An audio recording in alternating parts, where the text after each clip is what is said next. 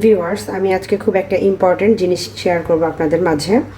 এটা হচ্ছে যে ফিল্টার আমরা ব্যবহার করি, সেই ফিল্টারের ছাঁকনিটা দেখতে পাচ্ছেন কত পরিমাণ আয়রন জমেছে। এই ছাঁকনি কিন্তু কিনতে গেলে অনেক টাকা নেয়, প্রায় 200 টাকা করে কিনতাম আগে, এখন কত জানি না। আমি বেশ কিছুদিন যাবৎ কেনা হচ্ছে না, যেহেতু আমি এটাকে বারবার পরিষ্কার করে নিচ্ছি। এরকম খুব জমানো ময়লা দেখতে পাচ্ছেন, এটা কিন্তু একদম হাত দিয়ে বা কোনো কিছু দিয়ে ঘষলে ময়লাটা উঠবে না। আয়রনের প্রচুর পরিমাণ ময়লা এটাতে জমে গেছে। আমি জাস্ট ভিডিওটা করার জন্য বেশ কিছুদিন যাবৎ এটা পরিষ্কার করছি না, যাতে করে আপনাদের সাথে শেয়ার করতে পারি কিভাবে খুব সহজে নতুনের মতো করে ফেলতে পারেন এই ছাঁকনিটা। শুধুমাত্র একটি উপাদান দিয়ে আপনি একদম নতুনের মতো করে ফেলতে পারবেন এবং আপনার অনেক টাকাও বেঁচে যাবে। ভিউয়ার্স, এখানে আমি মিডিয়াম সাইজের একটা হাঁড়ি নিয়েছি, এর মাঝে পানি দিয়ে দিয়েছি ফোটার জন্য।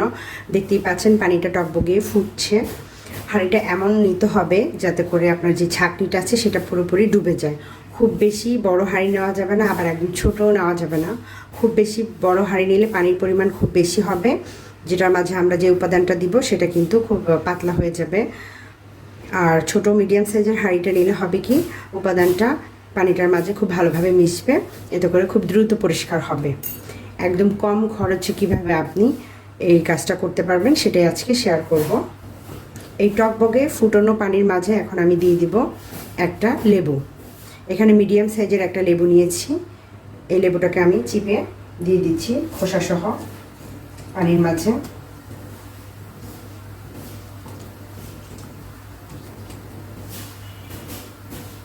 মাত্র 5 টাকা দিয়ে আপনি এত টাকা সেভ করতে পারবেন।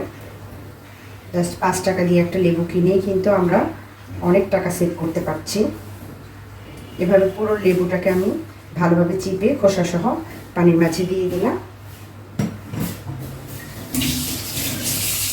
এবার আমি চুলাটা অফ করে দিব। চুলাটা অফ করে এই গরম পানির মাঝে আমি ছাঁকনিটা দিয়ে দিচ্ছি। ছাঁকনিটা দিয়ে কিন্তু কোনোভাবেই ফুটানো যাবে না, এতে করে যে চারপাশের যে প্লাস্টিকের সাইডটা আছে সেটা কিন্তু একদম বাঁকা হয়ে গলে যাবে। তাই অবশ্যই চুলাটা অফ করেই আপনি ছাঁকনিটাকে এভাবে চুবিয়ে নেবেন, এভাবে ডুবিয়ে কয়েকবার পানিটা ফেলে নেবেন, ঘুরিয়ে ঘুরিয়ে। একটু খেয়াল করলেই বুঝতে পারবেন।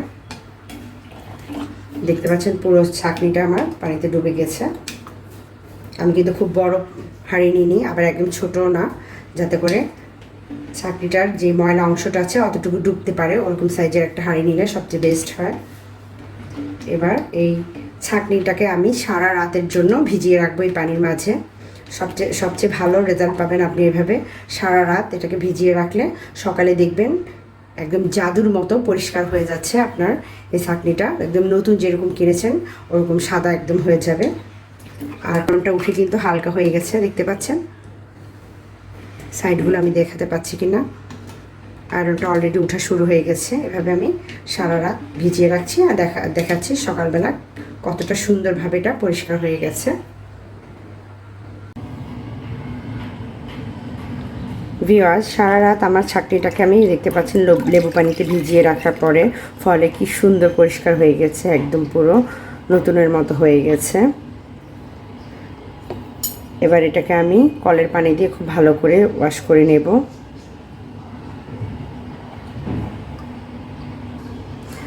দেখতেই পাচ্ছেন ভিউয়ার্স, একদম আমি পানি দিয়ে ওয়াশ করে নেওয়ার পরে কি সুন্দর একদম পরিষ্কার হয়ে গেছে।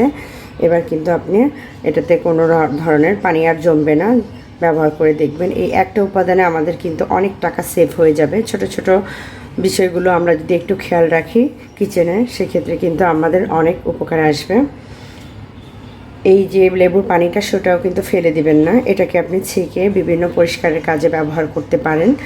গ্লাস ক্লিন, বিশেষ করে গ্লাস ক্লিন বা চুলার আশেপাশে যে জমে থাকে ওটা আপনি এটা ব্যবহার করলে খুব সহজেই উঠে যাবে।